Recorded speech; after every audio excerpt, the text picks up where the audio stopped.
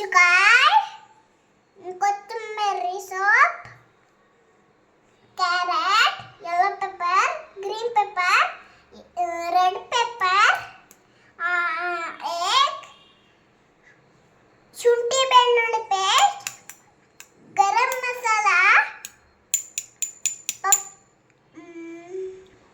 Pepper powder, ಎಣ್ಣೆ,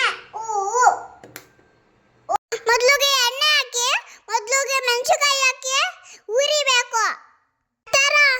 ನಂತರ onion ಹಾಕಿ golden fry ಬರೋವರೆಗೂ ಉರಿಯಿರಿ. ನಂತರ ಕ್ಯಾಪ್ಸಿಕಮ್ ಹಾಕಿ ಉರಿಬೇಕು. ನಮ್ಮನೇಲಿ ಎಗ್ ರೈಸ್ ಐತೆ, ನೀವು ಮಾಡ್ಕೊಂಡು ತಿನ್ನಿ, ಚೆನ್ನಾಗಿರುತ್ತೆ. ನಾನಿವಾಗ ಹೇಗೆ ಮಾಡ್ಕೊಡ್ತಾ ಇದ್ದೀನಿ, ನೀವು ಅದನ್ನ ಮಾಡಿ. ನನ್ನ ವಿಡಿಯೋ ಇಷ್ಟ ಆದರೆ ಲೈಕ್ ಮಾಡಿ, ಶೇರ್ ಮಾಡಿ, ಸಬ್ಸ್ಕ್ರೈಬ್ ಮಾಡಿ. ಎಲ್ಲರೂ ಕಮೆಂಟ್ ಮಾಡಿ. ಸ್ವಲ್ಪ ಸಾಲ್ಟ್ ಹಾಕಿ ಉರಿಬೇಕು, ಸಾಫ್ಟಾಗಿ ಉರಿಬೇಕು.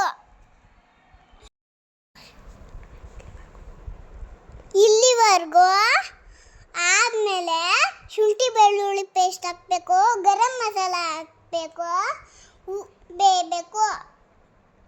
ಇದು ನಮ್ಮ ಸ್ಟೈಲ್ ಎಗ್ ರೈಸು, ನೀವು ಮಾಡ್ಕೊಂಡು ತಿನ್ನಿ, ಸೂಪರ್ ಆಗಿರುತ್ತೆ. ಇಷ್ಟೆಲ್ಲ ಫ್ರೈ ಆದಮೇಲೆ ಮೊಟ್ಟೆ ಒಡೆದು ಹಾಕಬೇಕು. ನಾವು ಇಲ್ಲಿ 5 ಮೊಟ್ಟೆ ಹಾಕಿದ್ದೀವಿ. ನಿಮಗೆ ಎಷ್ಟು ಬೇಕು ನೀವು ಹಾಕೊಳ್ಳಿ.